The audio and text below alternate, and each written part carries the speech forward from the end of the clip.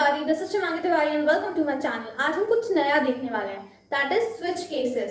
आप for example restaurant गए तो आपने देखा होगा जब आप रेस्टोरेंट में जाते हैं तो आप मेन्यू कार्ड में अपनी डिश, अपनी फेवरेट डिश या जो भी डिश आपको ऑर्डर करनी है उसमें जो ऑप्शंस होते हैं, जो मेन्यू कार्ड में जो मल्टीपल ऑप्शंस होते हैं ढेर सारे, उसमें से एक डिश आप चूज करते हैं और उसके अकॉर्डिंग आपका ऑर्डर आता है. ओके, सो यहाँ पे आपके पास डिफरेंट ऑप्शंस है, डिफरेंट चॉइसेस हैं, जिसमें से आपने क्या किया, आपने अपने पसंद की एक डिश को चूज किया.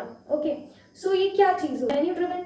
ये आपके पास एक मेन्यू है, आपने उसमें से एक चॉइस को चूज किया कि हाँ मुझे यही चीज खानी है, मुझे ये डिश पसंद है, मैं चाउमीन नहीं खाऊंगा, मैं सूप पीऊंगा एंड ऑल दैट. ओके, वैसे ही हमारे प्रोग्राम में भी हमको कभी कभी ऐसी सिचुएशन आती है हमारे पास कि हमको कुछ स्पेसिफिक ऑपरेशन को परफॉर्म करवाना होता है. अगर मैं बोलती हूँ, अगर मैं 1 वैल्यू देती हूँ तो मेरा कुछ और ऑपरेशन हो, 2 में कुछ और होती है. मैं मेरे जो ऑप्शंस है A B C, for instance अगर मैं एमसीक्यूज की बात करूँ, मैं बोल रही हूँ ए में ये है, बी में ये है, सी में ये है, डी में है, कुछ स्पेसिफिक स्टेटमेंट्स हैं. अब आपको चूज करना है विच इज करेक्ट वन. तो आप क्या करते हैं, आप एक चूज करते हैं जो कि करेक्ट वन होता है. वैसे ही मेन्यू कार्ड में क्या करते हैं, जैसे कि मैंने आपको रेस्टोरेंट का एग्जाम्पल दिया, तो आप उसमें क्या करते हैं, आपके पास मेन्यू कार्ड है, there are different choices A B C D and so on. उसमें से आपने एक चॉइस अपने अकॉर्डिंग चूज करी, ए, मुझे एक चीज को खाना है, जो भी स्टेटमेंट, जो भी स्पेसिफिक डिश है.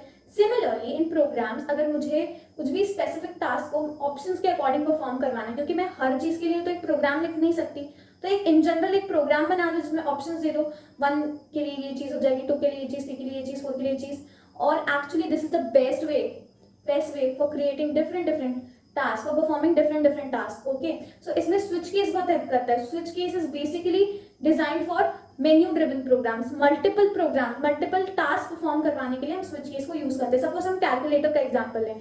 कैलकुलेटर क्या, हम उसमें डिफरेंट ऑपरेशंस को परफॉर्म करवाते हैं. तो मैं जब बोलती हूँ कि यार मुझे वैल्यू 1 डालती हूँ स्विच केस में और बोलती हूँ कि 1 इज फॉर एडिशन, तो जब भी यूजर 1 क्लिक करेगा उसको क्या ऑपरेशन मिलेगा, एडिशन का. 2 is for subtraction, 3 is for division and 4 is for multiplication, so on. So वो जब भी उस स्पेसिफिक वैल्यू को, स्पेसिफिक ऑप्शन को डालेगा प्रोग्राम में, जब भी चूज करेगा तो उसको उसका स्पेसिफिक टास्क परफॉर्म होकर मिलेगा. अगर मैं 2 चूज करती हूँ तो मुझे सब्ट्रैक्शन मिलेगा, 3 में मुझे डिविजन मिलेगा, 4 में मुझे मल्टीप्लिकेशन मिलेगा. सो मैंने एक ऑप्शन को चूज किया और उसके अकॉर्डिंग मुझे मेरा स्पेसिफिक टास्क परफॉर्म होकर मिल रहा है. Similarly as I was telling you to imagine a restaurant situation, उसमें भी हम यही तो करते हैं, डिफरेंट ऑप्शंस में से एक चीज को चूज करते हैं हमारे अकॉर्डिंग, हमको कौन सी चीज चाहिए उसके अकॉर्डिंग, और फिर हम उस चीज को खाते हैं. सिमिलरली इन द प्रोग्राम हमको कौन सा टास्क परफॉर्म करवाना है उसके अकॉर्डिंग अपने ऑप्शन को देंगे, ऊपर चूज करेंगे कि कौन से ऑप्शन में हमारा वो स्पेसिफिक टास्क है, उस वैल्यू को उस ऑप्शन को देंगे और हमारे वो टास्क कंप्लीटली हमें मिल जाएगा, हमें हमारा टास्क कंप्लीट होकर मिल जाएगा. Okay, I believe that you get this. Now we get into the theory, तो आपको और भी अच्छे से आ जाएगा. Okay, let's jump into the main definition of switch case. What basically a switch case is designed for. तो चलिए switch case की थ्योरी देख लेते हैं. व्हाट बेसिकली स्विच केसेस, ये मैंने अभी तक आपको बता दिया, पर एक इसका प्रॉपर डेफिनेशन क्या वो देख लेते हैं. The switch case statement is a multi-way branch statement. It provides an easy way to dispatch execution to different parts of the code based on the value of the expression. Basically the expression can be byte, short, char, int and primitive data types. Okay, so basically this is a definition of switch case. और वो same ही चीज को बोल रहा है कि अगर हमें कोई भी ऐसे प्रोग्राम को लिखना है जो कि मल्टीपल ऑप्शंस रखता हो या फिर मेन्यू ड्रिवन हो, जिसमें हमारे पास डिफरेंट चॉइसेस हैं, अगर हम 1 डालें तो कुछ और आउटकम आए, 2 डालें तो कुछ और, 3 में कुछ और, 4 में कुछ और डिफरेंट इनपुट्स के लिए डिफरेंट आउटपुट्स हों. सो बेसिकली इन सारी चीज़ों के लिए हम स्विच केसेस को यूज़ करते हैं. अभी मैंने आपको एक एग्जांपल बताया था इफ एल्स इफ का, जिसमें हमने मंडे, ट्यूसडे और इन सारे डेज के अकॉर्डिंग स्पेसिफिक स्टेटमेंट को प्रिंट करवाया था कि हम उस दिन क्या करेंगे या हमको क्या करना पसंद है उस दिन. सो बेसिकली उसको अगर हम स्विच केस की हेल्प से देखें तो that will be the best approach. Okay, so basically जब भी आपके पास कोई भी ऐसा प्रोग्राम हो जिसमें आपको मल्टीपल चॉइसेस देनी हो, मेन्यू ड्रिवन प्रोग्राम्स बनाने हो जिसमें बहुत सारी चॉइसेस हो, तब आप स्विच केस को यूज कर सकते हैं. सो दी मैंने कहा ये तो आपने डेफिनेशन बताई दी, आपने ये भी बता दिया कि मल्टीपल चॉइसेस या मेन्यू ड्रिवन प्रोग्राम्स के लिए हम इस स्विच केस के कंसेप्ट को यूज करते हैं. ओके, पर दीदी ये बताइए कि क्या थोड़ा सा फ्लो चार्ट बता सकती है ताकि एक प्रॉपर सिंटेक्स पता चल जाए क्या आप इसका एक सिंटेक्स बता सकते हैं ताकि हम प्रोग्राम को बहुत इजीली लिख पाए? मैंने कहा ओके चलो अच्छा देख लेते हैं, बेसिकली इसका सिंटेक्स देखते हैं कि स्विच केस का बेसिक सिंटेक्स क्या होता है, देखते हैं। देखिए एक स्विच है, हमको ये कीवर्ड लिखना होता है स्विच। इस स्विच को लिखने के बाद यहाँ बीच में हम एक्सप्रेशन दे देते हैं। अगर यहाँ पे मैं एक्सप्रेशन में कुछ स्पेसिफिक वेरिएबल देती हूँ और मैं बोलती हूँ कि अगर यहाँ पे प्लस दबाऊं मैं तो आप मुझे एडिशन करके दीजिए। स्विच के अंदर कुछ एक्सप्रेशन दे सकते हैं, एक्सप्रेशन कोई भी ले लीजिएगा, कैरेक्टर टाइप हो सकता है। ओके सपोज यहाँ पे कुछ आपने एक्सप्रेशन दिया और आप केसेस में गए, केसेस में आपको ये प्रिंट करवाना है कि अगर मैं प्लस दबाता हूँ तो मेरा जो आउटपुट हो वो एडिशन हो जाए। Like suppose I am giving 2 inputs and I want to perform certain operations on it, calculation करना है मुझे दोनों नंबर का, addition, subtraction, multiplication, division. So आप क्या करेंगे, कुछ स्पेसिफिक इनपुट्स दे देंगे कि 1 दबाने पे एडिशन कीजिए, 2 दबाने पे हम मल्टीप्लिकेशन करेंगे, 3 दबाने पे हम डिवीजन करेंगे, 4 दबाने पे हम रिमाइंडर निकालेंगे एंड ऑल दैट। सो एक कैलकुलेटर बनाने की कोशिश और इससे आपका कैलकुलेटर बन जाएगा। Isn't it interesting? Yeah. So हम देख लेते हैं बेसिकली ये सिंटेक्स हो गया और मुझे लगता है आपको ये समझ में आ गया होगा। स्विच है, उसके अंदर एक एक्सप्रेशन है, हम फिर ब्रेसेस लगाएंगे जिसमें हम सारे केसेस लिखेंगे, केसेस के अंदर स्टेटमेंट्स होंगे और वो स्पेसिफिक स्टेटमेंट तब एग्जीक्यूट होंगे जब हम उसकी चॉइस देंगे। जैसे एमसीक्यू में हम एक चॉइस देते हैं, ए कुछ आंसर होगा, बी कुछ स्पेसिफिक उसका स्टेटमेंट होगा, वैसे ही यहाँ पर भी हम चॉइसेस देंगे कि अगर मैं 1 दबाती हूँ तो कुछ स्टेटमेंट 1 प्रिंट हो जाएगा जो भी है उसमें, अगर मैं 2 दबाती हूँ तो मेरा स्टेटमेंट 2 प्रिंट हो जाएगा and so on. Okay last में डिफॉल्ट होता ही है, यूजुअली इसको एग्जिट करने के लिए रखा जाता है या इनवैलिड इनपुट के लिए रखा जाता है। ओके अब आप पूछ रहे होंगे दीदी ये सब तो ठीक है, सिंटेक्स भी समझ में आ गया, एक बात बताइए ब्रेक यहाँ क्या कर रहा है, ऐसा तो कुछ हमने पढ़ा ही नहीं। नहीं दी ऐसा तो कुछ भी नहीं पढ़ा। देखो बेसिकली यहाँ ब्रेक का क्या काम है, अभी हम आगे चल के ब्रेक को थोड़ा और डिटेल में पढ़ेंगे, पर अभी आपको ये समझना है कि जब हम केसेस को एग्जीक्यूट करते हैं तो ये क्या करता है। सपोज अगर मैं देती हूँ चॉइस 1, ओके मैंने चॉइस दी 1, वैल्यू 1 डाली, ठीक है, अगर मैं वैल्यू 1 डाल रही हूँ तो स्टेटमेंट 1 प्रिंट होगा। ब्रेक की वजह से वो स्विच केस के बाहर आ जाएगा और बाकी के स्टेटमेंट्स को एग्जीक्यूट नहीं होने देगा। पर अगर मैं ब्रेक यहाँ नहीं लिखती हूँ तो वो जो स्टेटमेंट 1 है वो इस स्विच के अंदर ही रहेगा और वो सारे स्टेटमेंट्स को एग्जीक्यूट कर देगा। इन शॉर्ट जब भी हमें स्विच केस के बाहर आना होता है और सिर्फ मल्टीपल चॉइसेस में से किसी एक चॉइस को देना पड़ता है एज एन आंसर, तब हम ब्रेक का यूज करते हैं क्योंकि ब्रेक स्विच केस के बाहर ला देता है हमारे पूरे प्रोग्राम को। If I am giving input as value 1 तो मेरा स्टेटमेंट 1 एग्जीक्यूट होगा और ब्रेक लगा है, दैट इज वाई वो इस पूरे स्विच केस के बाहर आ जाएगा और प्रोग्राम एग्जिट हो जाएगा। ठीक है और आपको आपका आउटपुट स्क्रीन में मिल जाएगा। बेसिकली ब्रेक इसलिए यूज होता है, डोंट यू वरी, हम आगे चल के इन डिटेल देखेंगे। सो या have patience and let's explore. Okay so अब हम देख लेते हैं flow diagram off switch case. दीदी समझ में तो आ गया सिंटेक्स वगैरह, पर यार दीदी थोड़ा फ्लो डायग्राम भी बता दीजिए। मैंने कहा चलो ठीक है। देखो अगर मैं बोलूँ यहाँ से कुछ स्टार्ट हो रहा है, ठीक है, यहाँ से मेरा स्विच कंडीशनल एक्सप्रेशन स्टार्ट हो रहा है, स्विच के अंदर कोई कंडीशनल एक्सप्रेशन दिया है मैंने।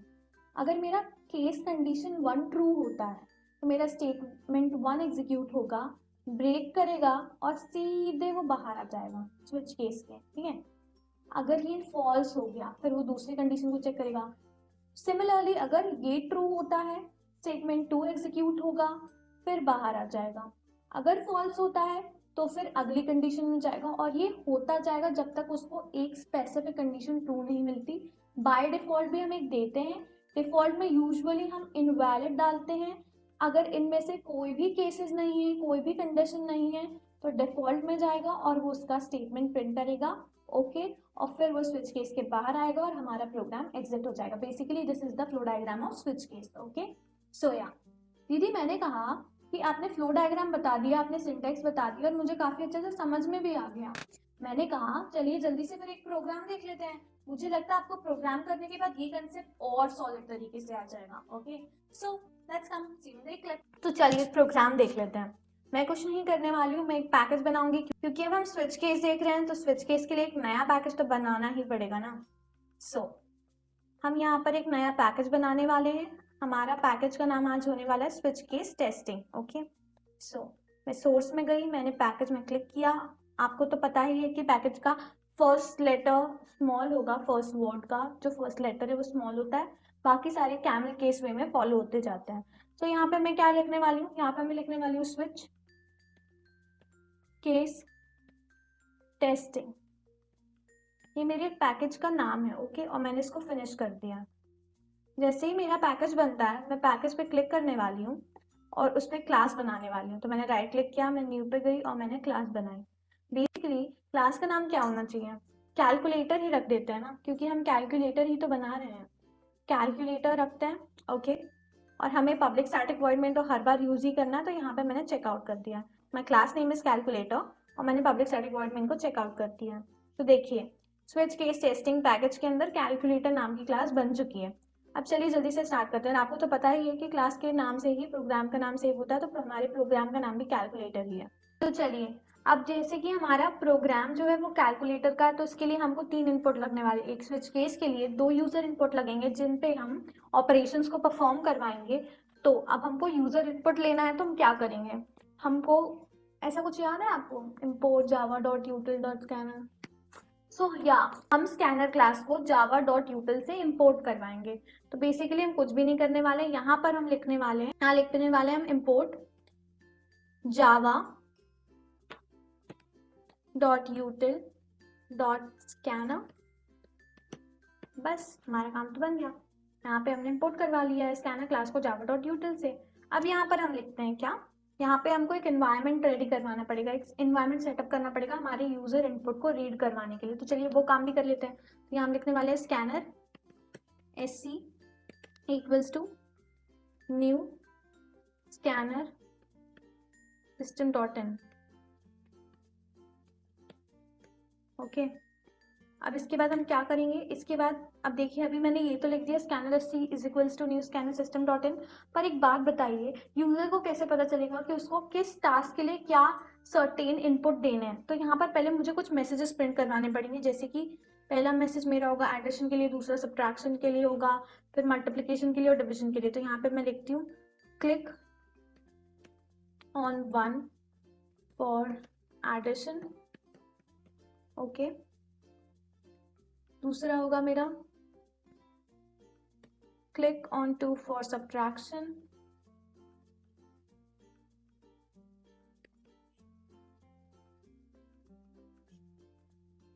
ओके, नाउ तीसरा होने वाला है मेरा click on 3 for division, click on 3 for multiplication. Now my next one will be click on 4 for division. Sysout dot control sysout control space और यहाँ हम लिखने वाले हैं click on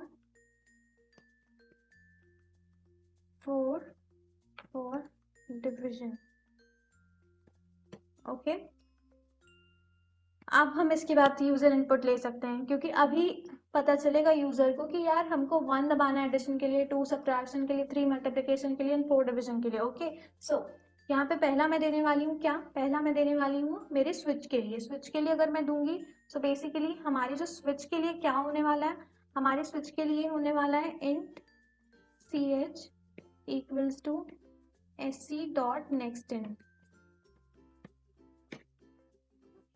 ओके, अब इसके बाद मुझे 2 वैल्यूज देनी जिनमें मेरे ऑपरेशंस परफॉर्म होंगे। सो इंट x दे देती हूँ एक, जिसमें मैं बोलती हूँ sc डॉट नेक्स्ट इन। ठीक है, एक मैं दे देती हूँ int y equals to sc dot next int, क्योंकि ये दोनों मैं इंटीजर टाइप के ले रही हूँ, आप फ्लोट ले सकते हैं, डबल ले सकते हैं, as you wish. Okay, so अब हमने ये कर लिया है। Now we have 3 inputs, 1 for switch case and 2 for performing different operations.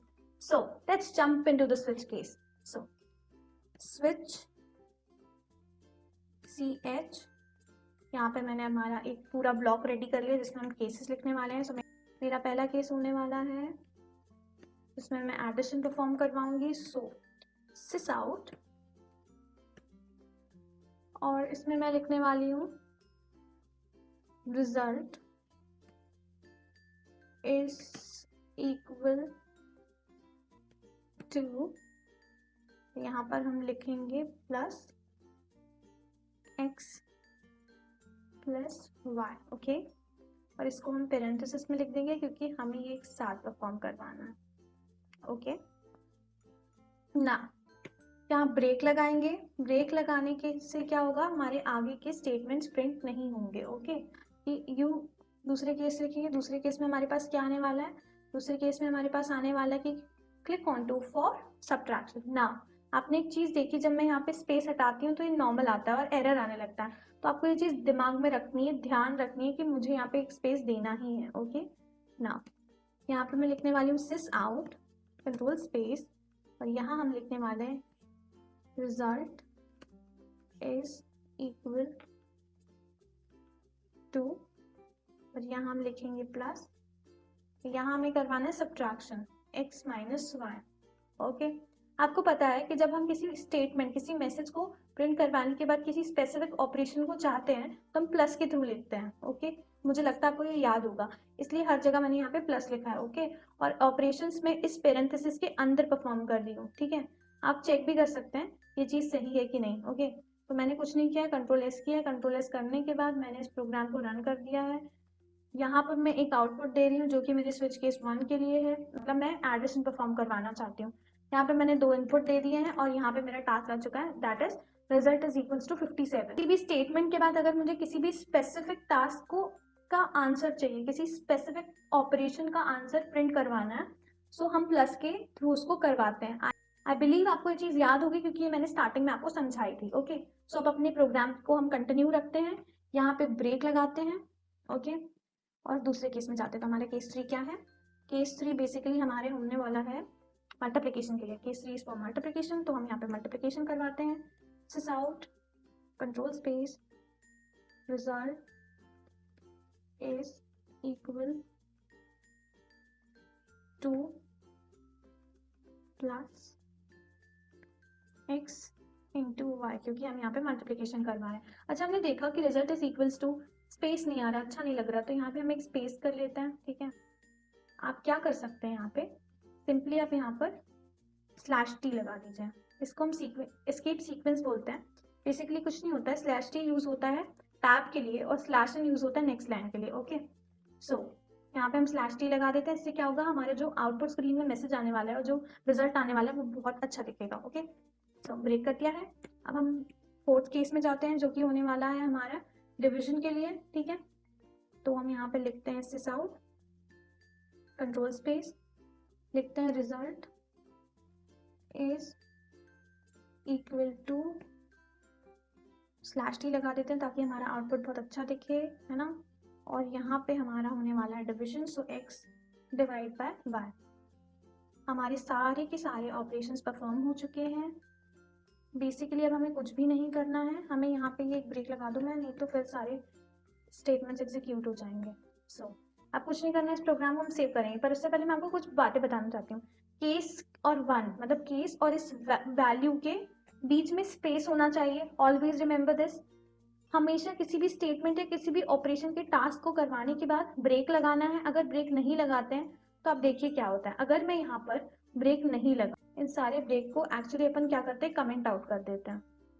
Comment हम ऐसे करते हैं जावा में, 2 फॉरवर्ड स्लैशेस। हम जैसे ही फॉरवर्ड स्लैशेस लगाएंगे, 2 फॉरवर्ड स्लैशेस लगाएंगे, हमारा स्टेटमेंट कमेंट आउट हो जाता है। तो यहाँ पे मैंने ब्रेक को कमेंट कर दिया। अब यहाँ पे अगर मैं फिर से अपने टास्क को एग्जीक्यूट करूँ, इसको मैं सेव करती हूँ और उसके बाद मैं इसको रन करती हूँ। यहाँ पे मैं सर्टेन इनपुट देती हूँ, जैसे कि मेरा पहला इनपुट है मेरे स्विच केस के लिए और दूसरे 2 इनपुट है मेरे वेरिएबल्स जिनमें मैं डिफरेंट ऑपरेशंस को परफॉर्म करवा रही हूँ। तो मैं करवाना चाहती हूँ 1 और मेरे ये 2 मैंने आउटपुट दे दिए कुछ भी रैंडमली। देखिए इसने सारे के सारे रिजल्ट परफॉर्म कर दिए क्योंकि ब्रेक नहीं था। इसने एक भी ऐसा केस नहीं रखा, मतलब यहाँ पे कोई भी एक ऐसा क्लियरिटी नहीं रहा, एक कोई स्पेसिफिकेशन नहीं रहा कि 1 पे आप ये करिए, 2 पे ये करिए, कुछ भी स्पेसिफिक नहीं रहा, ओके। सो इसीलिए हम ब्रेक स्टेटमेंट को यूज करते हैं। ब्रेक स्टेटमेंट से क्या होता है, हमारा जो स्टेटमेंट का टास्क परफॉर्म हुआ है ना, उसके बाद ब्रेक लगाओ तो हम डायरेक्टली स्विच केस के बाहर आ जाते हैं। अगर मैं केस 1 दे रही हूँ और मुझे एडिशन का रिजल्ट मिल गया तो तुरंत मैं ब्रेक के थ्रू स्विच केस के बाहर आ जाऊंगी और बाकी के केसेस एग्जीक्यूट होंगे ही नहीं, बाकी के पीस ऑफ कोड एग्जीक्यूट होंगे ही नहीं। ओके, मुझे लगता है आपको समझ में आ गया होगा। अब इन कुछ बातों का ध्यान रखिए आप, ये छोटी छोटी बातें काफ़ी एरर क्रिएट कर देती है प्रोग्राम में। तो केस और वैल्यू के बीच में हमेशा स्पेस होगा और ब्रेक का यूज हम हमेशा करेंगे। यहाँ पे हम डिफॉल्ट लगाना भूल गए तो यहाँ पे हम डिफॉल्ट लगा देते हैं। डिफॉल्ट में बेसिकली हम क्या करने वाले हैं, डिफॉल्ट में कुछ नहीं, हम इनवैलिड करवा देंगे। बाय डिफॉल्ट एक डिफॉल्ट लास्ट में होता ही है, ठीक है। तो इसमें आपको कुछ नहीं लिखना है, आप इनवैलिड लिख सकते हैं जो भी चाहते हैं, क्योंकि यूजर गलती से कुछ गलत भी इनपुट कर सकता है। तो लास्ट में एक डिफॉल्ट केस होता ही है जिसमें हम कुछ भी चीज दे सकते हैं। सो यहाँ पे मैंने इनवैलिड दे दिया। अब इसको मैं सेव करती हूँ और रन करती हूँ। जैसे ही मैं इसको रन करती हूँ मेरे पास कुछ स्पेसिफिक चीज़ें आ जाती हैं। मुझे एडिशन करवाना है तो मैं यहाँ पे पहले तो स्विच केस के लिए 1 दे देती हूँ। 23 और 48 को मुझे ऐड करवाना है। देखिए मेरा ऑपरेशन मिल चुका है और ये कितना अच्छा लग रहा है। अगर मैं यहाँ पर थोड़ा सा और अच्छा कर दूँ तो इट विल लुक अमेजिंग।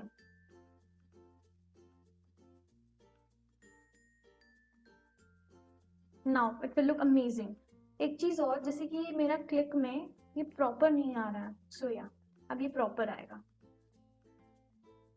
देखिए कितना अच्छा लग रहा है। अब यहाँ पर हम इनपुट देते हैं, मुझे एडिशन ही करवाना है। यहाँ पर मैंने 2 वैल्यू दे दी है रैंडमली कुछ भी। देखिए इट्स लुकिंग ऑसम नो। सो हमारे कैलकुलेटर रेडी हो गया जिससे हम कुछ भी ऑपरेशन को परफॉर्म करवा सकते हैं, इनसे कि एडिशन, सब्ट्रैक्शन, मल्टीप्लिकेशन, डिवीजन। अब यहाँ पे मैंने इंटीजर लिया था, आप फ्लोट भी ले सकते हैं, आप डबल भी ले सकते हैं। ओके, नाउ हमने इस प्रोग्राम को सक्सेसफुली बना लिया है, हमने स्विच केस को समझ लिया। So now we are ready. हम आधी जर्नी पार कर चुके हैं, सिर्फ फॉर लूप बचा और उसके बाद हम लोग इतने रेडी हो जाएंगे कि we can switch to CP, competitive programming. So I hope आपको ये सारी चीजें समझ में आई होगी। आई बिलीव जो भी मैंने अभी तक आपको समझाया वो आपको बहुत अच्छे से आया होगा। So till then stay tuned, bye bye and keep going.